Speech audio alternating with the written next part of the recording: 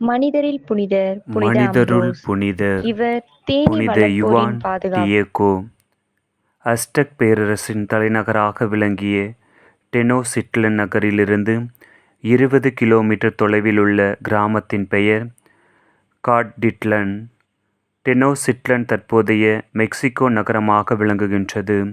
இங்குதான் 1474ஆம் ஆண்டு Yuan Diego பிறந்தார். கழுகை போல் பேசுகின்றவர் என்று பொருள்படும் காடிடோட்சின் என்பது இவருடைய இயற்பெயராகவும். மிகவும் கடின உழைப்பாளியான இவர் 1524 முதல் 1525ஆம் ஆண்டுக்குள் கிறிஸ்தவரானார். தம் இயற்பெயரை துறந்தார். இவரின் மனைவி லூசியா கிறிஸ்தவரான பிறகு அவரும் மரிய லூசியா என்று தம் பெயரை மாற்றிக்கொண்டார். சொந்தமாக சிறிய வீடும் கொஞ்ச நிலமும் இருந்தாலும் குழந்தை செல்வமின்றி வாழ்ந்து வந்தார்கள். லூசியா 1529இல் நோய்வாய்ப்பட்டு இறந்து போனார்.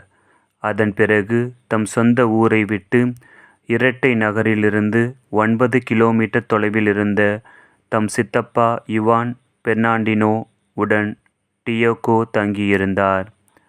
1531 டிசம்பர் 9ஆம் தேதி சனிக்கிழமை திருப்பலிக்கு புறப்பட்ட யுவான் டெப்பியாக் மலைப்பகுதியில் நடக்க ஆரம்பித்தார்.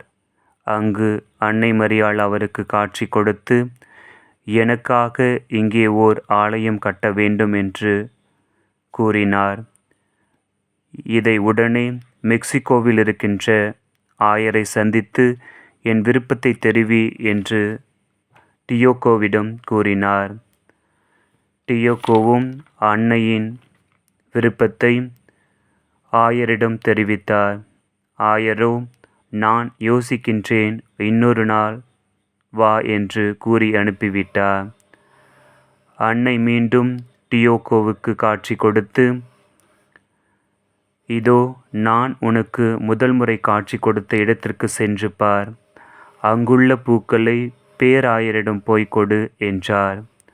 அன்னை சொன்னபடி பூக்களை ஒரு துணியில் கட்டி எடுத்து கொண்டு சென்றார்.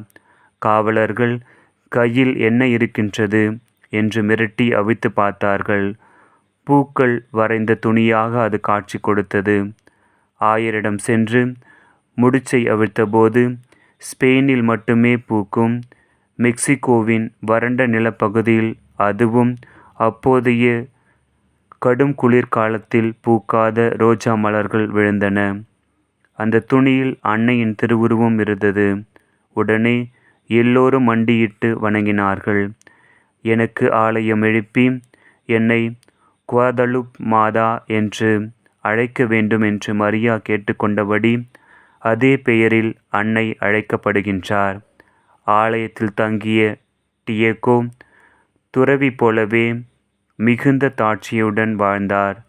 மாதாவின் காட்சியை விளக்குவதும் மறைக்கல்வி கற்பிப்பதுமாக தம் வாழ்வை கழித்தார். 1548 மே 30 அன்று இறந்தார். 1990 ஏப்ரல் 9 அன்று அருளாளராக அறிவித்த திருத்தந்தை 2ஆம் யோவான் பவுல் 2002 ஜூலை 31இல் புனிதராக உயர்த்தினார். முதலில் காட்சி கண்ட டிசம்பர் 9ஆம் தேதியை டியேகோவின் திருநாளாகவும் அறிவித்தார். அன்னையின் திருநாமம் சொல்வோம், எல்லா நாளும் வாழ்வோம்.